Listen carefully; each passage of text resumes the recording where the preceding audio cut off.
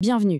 Aujourd'hui, on va décortiquer le parcours de Charlie Kirk, une des figures, c'est vrai, les plus marquantes et clivantes de la droite américaine. On va s'appuyer sur les sources qui racontent son histoire, de son ascension à sa chute.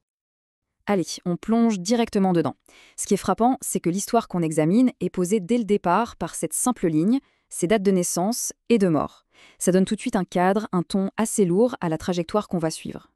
Bon, voilà les moments clés de sa vie. En bref, naissance en 93. À 18 ans, à peine majeur, il fonde son organisation, Turning Point USA. C'est assez fou. Ensuite, 2016, il devient un allié de premier plan de Donald Trump. Et puis, cette date finale, 2025. Une fin tragique à seulement 31 ans. C'est vraiment tout cet arc, de l'ambition pure à la tragédie, qu'on va décortiquer ensemble. Alors, comment est-ce que tout ça a démarré? Eh bien, tout part de la banlieue de Chicago. Son engagement politique, il est là très très tôt. Ses premières actions, ça va de la manifestation contre le prix des cookies dans son lycée à la rédaction d'un essai pour un grand média conservateur. C'est un vrai tremplin. On voit déjà poindre un talent pour la com et la mobilisation.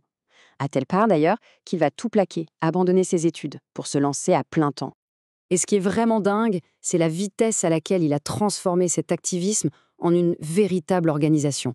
Le point de bascule, c'est une rencontre qu'il fait à la Convention républicaine de 2012. Il a tout juste 18 ans, je le rappelle. Et cette organisation, elle va devenir un monstre. Regardons un peu l'ampleur de cet empire politique et médiatique qu'il a réussi à construire. Les chiffres parlent d'eux-mêmes.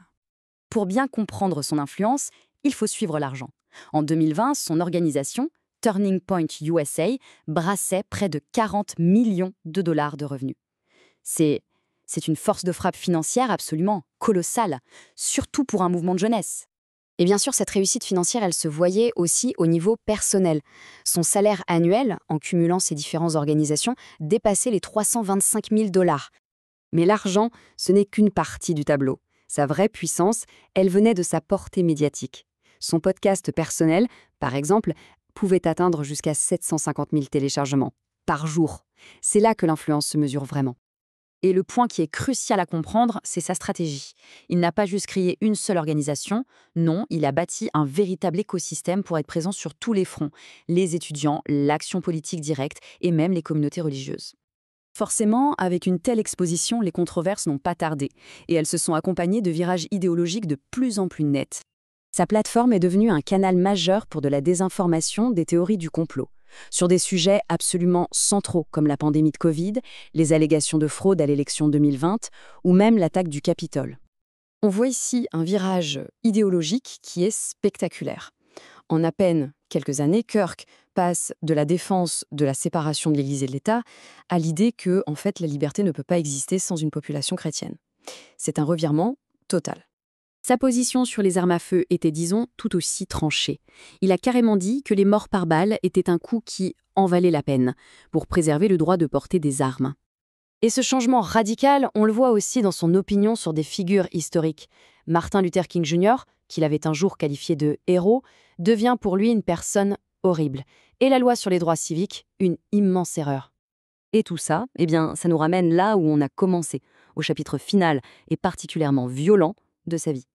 C'est pendant un de ses propres meetings, sur scène, dans une université de l'Utah, que Charlie Kirk a été abattu.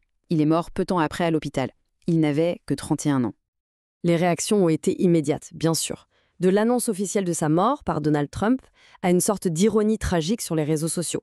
Sa propre phrase sur les morts par balle qui en valent la peine a été repartagée massivement. Alors, au final, qu'est-ce qu'on doit retenir de cette trajectoire aussi fulgurante que tragique ?